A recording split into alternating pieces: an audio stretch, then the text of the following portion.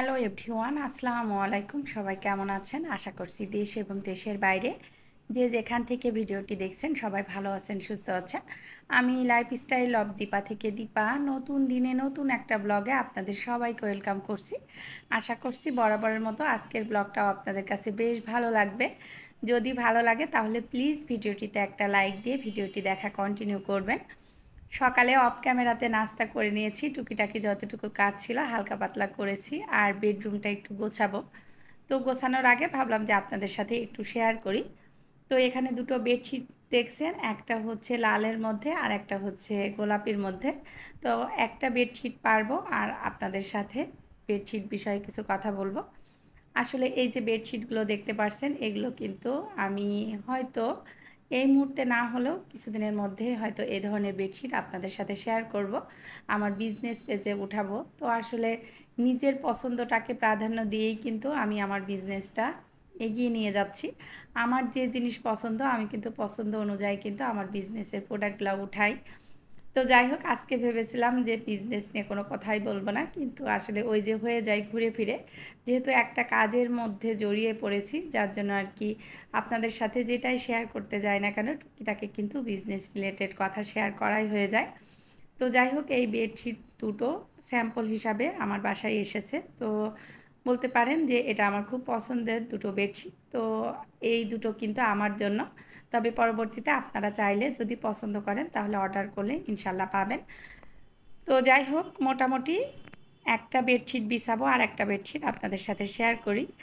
তো ঘর গোছানোর ক্ষেত্রে সবথেকে বড় যে জিনিসটাকে আমি প্রাধান্য দিই সেটা হচ্ছে বেডরুম গোছানোর ক্ষেত্রে দেখা যাচ্ছে চাদরটাকে খুব বেশি প্রাধান্য দিই। দেখা যাচ্ছে চাদর যদি ভালো হয় বা দেখা যাচ্ছে বিছানাটা যদি গোছানো থাকে তাহলে কিন্তু রুমটা অনেক বেশি ভালো লাগে। আমার কাছে মনে হয় রুমের অন্যান্য জিনিস যদি এলোমেলো থেকেও থাকে, বেডরুমটা যদি সুন্দর করে গোছানো যায় তাহলে কিন্তু রুমের বেশিরভাগ অংশটাই কিন্তু আর এলোমেলো থাকে না। তো যাই হোক, বেডশিট দুটো আপনাদের সাথে শেয়ার করছি, কেমন হয়েছে প্লিজ আপুরা কিন্তু কমেন্ট করে জানাবেন। তো এই বেডশিটটা নিয়েছি তামিমদের রুমে হয়তো দিব, মাঝে মাঝে আমার রুমেও পারবো। তো বেডশিটগুলো কিন্তু ব্লকের মধ্যে, আর ব্লকের মধ্যে হলেও এগুলো কিন্তু কোয়ালিটি অনেক ভালো। এগুলো কিন্তু নর্মালভাবে যেভাবে আপনারা ওয়াশ করেন এভাবেই ওয়াশ করতে পারবেন, তবে এগুলোর কিন্তু কোনো রকমই ব্লকটা উঠে যাবে না। আর মাশাল্লাহ কাপড়ের কোয়ালিটিও কিন্তু অনেক ভালো। তবে ব্লক করা হয় ম্যাক্সিমাম বেডশিটের মধ্যে একটু পাতলার মধ্যে আর একটু মোটার মধ্যে।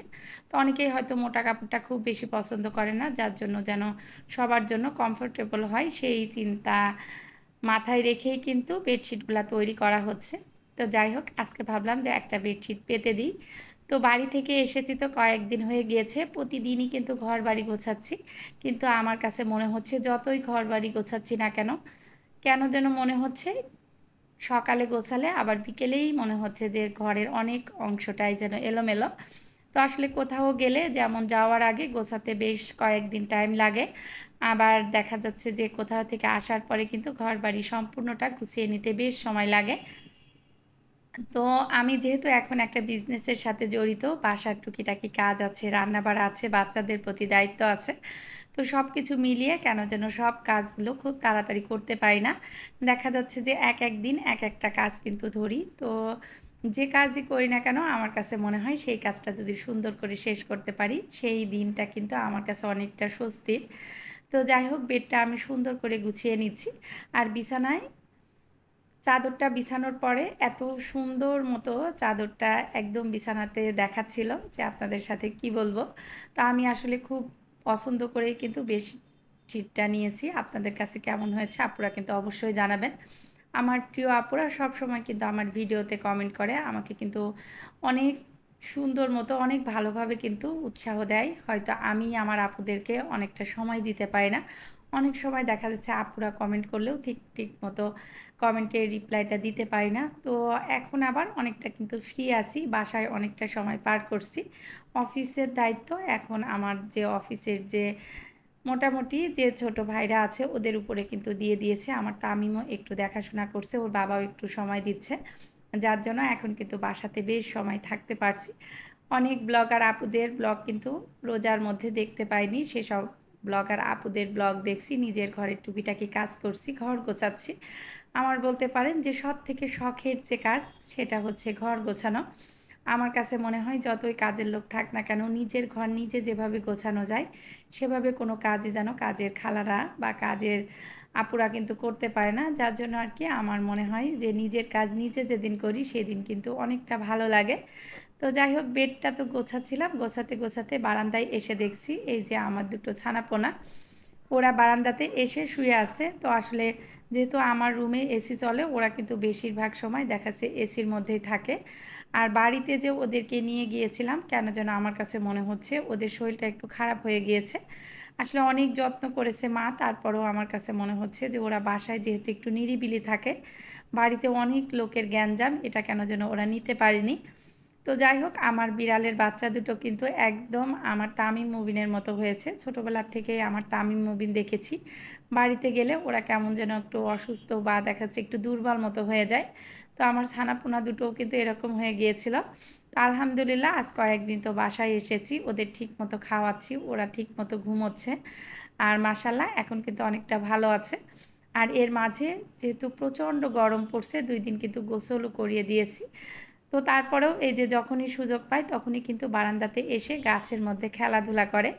তো আমি একটা জিনিস খেয়াল করেছি, ওরা কেন যেন গাছ খুব বেশি পছন্দ করে, ওরা গাছ নিয়ে খেলতে পছন্দ করে। তো আমার বাসায় কিন্তু আমি কর্নারে কর্নারে বা দেখা যাচ্ছে ডাইনিংয়ে, দেখা যাচ্ছে যে সোফার কর্নারে এদিকে কিন্তু গাছ লাগিয়ে রাখতাম, কিন্তু ওদের যন্ত্রণায় এখন কিন্তু সেই গাছগুলো রাখতে পারছি না। ওরা গাছ যখনই দেখে বা দেখা যাচ্ছে গাছের মধ্যে যে পানিটা দিই, এত পানি রেখে ওই পানিটা মাঝে মাঝে ওরা খেয়ে ফেলে। তো যার জন্য এখন বারান্দাতে গাছগুলো দিয়েছি, আর বারান্দাতে মাশাল্লাহ গাছগুলো অনেক সুন্দর হয়েছে। তো মোটামুটি ওদেরকে আমি বারান্দা থেকে রুমে এখন এনে এসিটা চালু করে দিয়ে তামিমকে আর মুবিনকে বলবো এই রুমে একটু রেস্ট করতে, আর আমি চলে যাব কিচেনে। তো আসলে কাজের কিন্তু কোনো শেষ নাই, সকাল থেকে যতই বেশি গরম পড়ুক না কেন একটানা কিন্তু কাজ করতে হয়, আর কাজ করতে গিয়ে কিন্তু একদম ঘেমে অস্থির হয়ে যায়। এত বেশি গরম পড়ছে যে কাজ করাটা সত্যি কিন্তু খুব কষ্ট হয়ে যাচ্ছে। প্রথমে ভেবেছিলাম বিছানায় লাল চাদরটা পারবো, যেহেতু এখন গরম, আমার কাছে মনে হয় গরমের মধ্যে হালকা কালারের জিনিস যদি ঘর দিয়ে ঘর সাজানো যায় বা দেখছে বিছানায় হালকা কালারের চাদর দেওয়া যায় তাহলে কিন্তু অনেক ভালো লাগে। তো যাই হোক, ঘরটা সুন্দর করে গুছিয়ে নিয়েছি, বাদবাকি রুমগুলো গুছিয়ে নিয়ে এখন দুপুরে রান্নাতে চলে এসেছি। আসলে আজকে কিন্তু কিচেনের যে কাজগুলো সেগুলো অফ ক্যামেরাতেই করেছি, আর আমার নতুন একটা হেল্পিং হ্যান্ড এসেছে।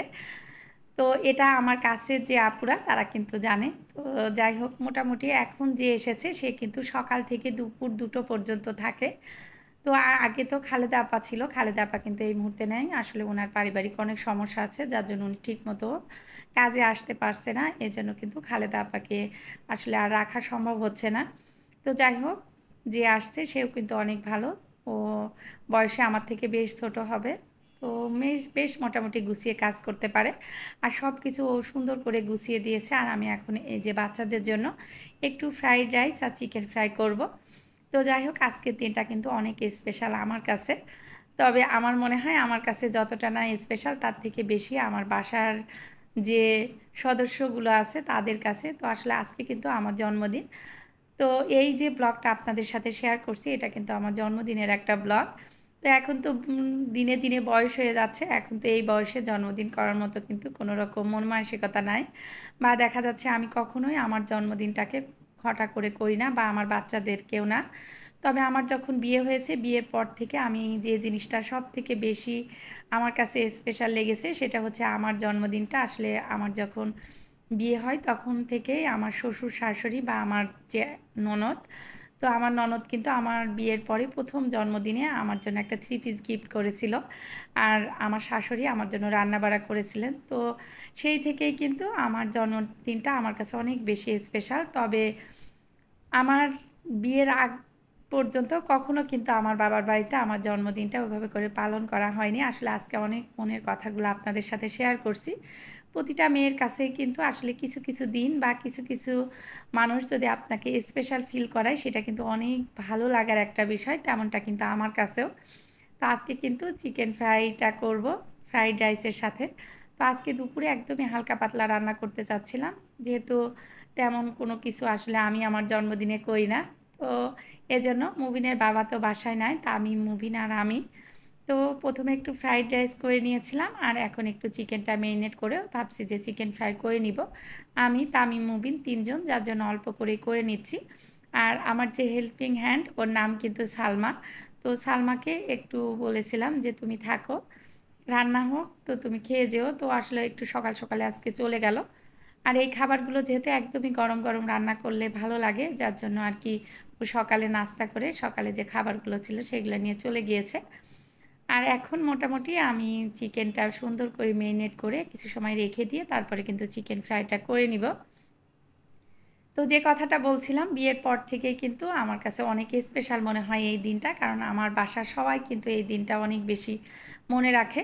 তবে আজকে যখন সকালে আমি ডাইনিংয়ে বসে খাওয়া দাওয়া করছিলাম, তখন কিন্তু প্রথম আমার কাছে যে ফোনটা আসে সেটা হচ্ছে আমাদের সবার প্রিয় শিমুল। তো আসলে শিমুল আমাকে বলছিল যে আপু, আমি তো তোমাকে মেসেজ করলাম, তুমি তো মেসেজটা খেয়ালই করলা না, আমাকে তো পাত্তাই দিলা না, এইভাবে বলছিল। তো আসলে সকাল পর্যন্ত কিন্তু আমার নিজেরও মনে ছিল না যে আজকে আমার জন্মদিন। আর মুবিনের বাবা ভেবেছে যে আজকে না, আমার জন্মদিনটা কালকে। আসলে উনারও তো খুব ব্যস্ততা, ভুলে গিয়েছে। তো যাই হোক, শিমুলই কিন্তু প্রথম মনে করিয়ে দিয়েছে। তো শিমুল, তোমাকে অসংখ্য ধন্যবাদ যে আসলে তুমি যে মনে রেখেছো। তবে আমি বেশ কয়েকদিন আগে ওকে বলেছিলাম যে আমার জন্মদিনটা, আর এই ব্লগটা কিন্তু 18ই এপ্রিল। তো 18ই এপ্রিল কিন্তু আমার জন্মদিন, তো আপনাদের সবার সাথে শেয়ার করছি। তো যাই হোক, অনেক সুন্দর একটা ভয়েস SMS পাঠিয়েছিল শিমুল। তো শিমুল, তোমাকে অসংখ্য ধন্যবাদ আর ভালোবাসা জানাচ্ছি। আসলে ছোট বোনরাও কিন্তু মাঝে মাঝে দেখাচ্ছে বড় বোনদের কিছু কিছু দিন অনেক স্পেশাল করে তোলে। তবে আমি এমনই একজন গাধি যে শিমুলের যে জন্মদিন ছিল এটা কিন্তু আমি বেশ পরে জানতে পেরেছি, ও আমাকে কখনো বলেনি। যার জন্য শিমুল মনে রাখলেও আমি কিন্তু শিমুলের জন্মদিনটা মনে রাখতে পারিনি। তো পরবর্তী বছরগুলোতে তো অবশ্যই মনে রাখার চেষ্টা করব। তো যাই হোক, আমার কাছের অনেক ভালোবাসার মানুষগুলো কিন্তু আমার জন্মদিনে উইশ করেছে দুপুর হতে হতে। তো সবার প্রতি অনেক আন্তরিক ধন্যবাদ ও ভালোবাসা জানাচ্ছি। আর এই তো মোটামুটি দুপুরে যে খাবারটা রেডি করেছি সেটা আমি আর তামিম অলরেডি কিন্তু খেতে বসে গিয়েছে। আর মুবিন আবার ফ্রেশ ট্রেশ হয়ে সে রেডি টেডি হয়ে আসছিল। তো যাই হোক, দুপুরে খাওয়া দাওয়া করে আমার একটু বিজনেসের কাজ ছিল, আমি কিন্তু বাইরে চলে গিয়েছিলাম, আমি আর মুবিনের বাবা। তো সেখান থেকে আসার পরে আমি কিন্তু আমাদের যে বিজনেসের অফিসটা, সেখানে আমি আর মুবিনের বাবা একটু কাজ করছিলাম। আর তামিম, মুবিন আর অঙ্কন ওরা কিন্তু আগে আগেই চলে এসেছিল। আসলে মুবিনের বাবা বলেছিল যেহেতু আজকে তোমার জন্মদিন, আজকে আমরা রাতে একটু বাইরে খাবো। তো আমি এজন্য জানি যে ওরা হয়তো তাড়াতাড়ি করে বাসায় এসে একটু রেডি টেডি হয়ে নিচে নামবে, আর আমরা ওই সাইড থেকে চলে যাব। কিন্তু ওরা যে আমার জন্য এত সুন্দর একটা আয়োজন করেছে, সত্যি কিন্তু আমি জানতাম না। তো দুপুরের পর থেকে প্রচণ্ড গরম পড়ছিল, আর আমি কিন্তু অনেক বেশি পরিমাণে বিজনেসের কিছু কাজে ব্যস্ত ছিলাম, যার জন্য খুব বেশি ক্লান্তও ছিলাম।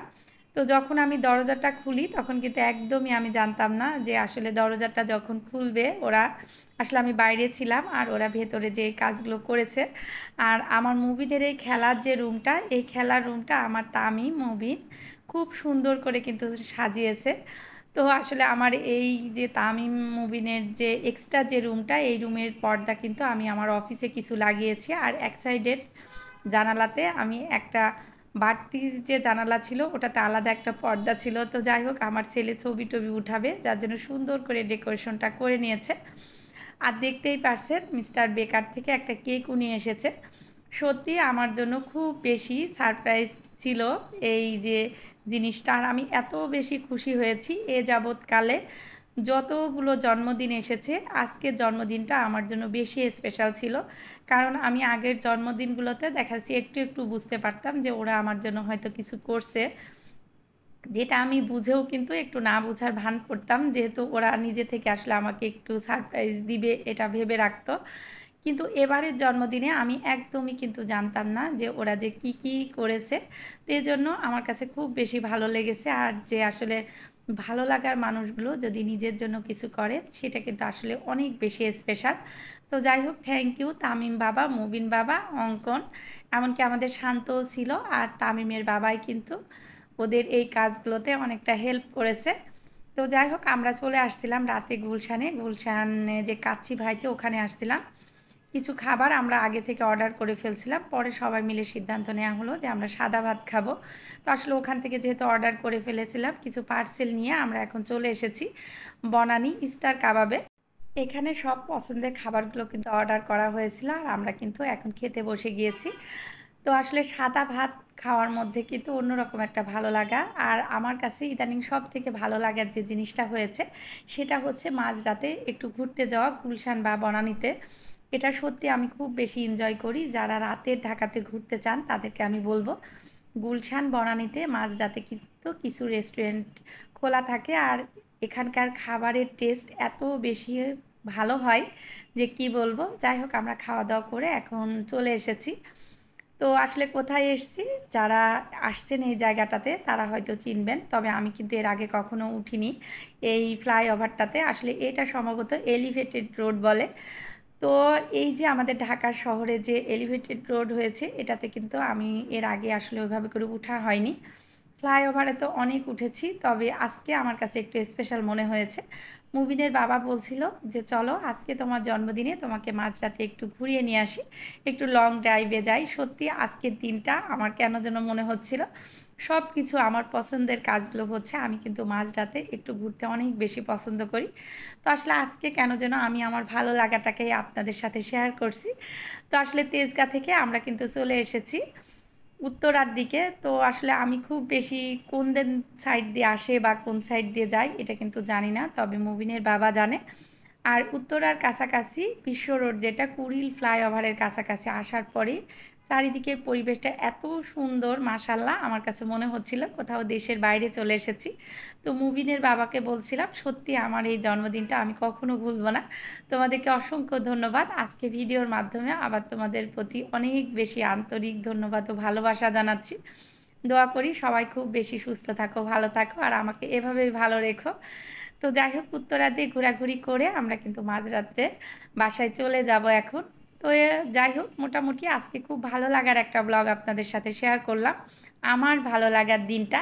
তো কেমন হয়েছে আপনারা কিন্তু অবশ্যই কমেন্ট করে জানাবেন। তো আজকের মতো এখানেই বিদায় নিচ্ছি। সবাই ভালো থাকবেন, সুস্থ থাকবেন। আল্লাহ হাফেজ।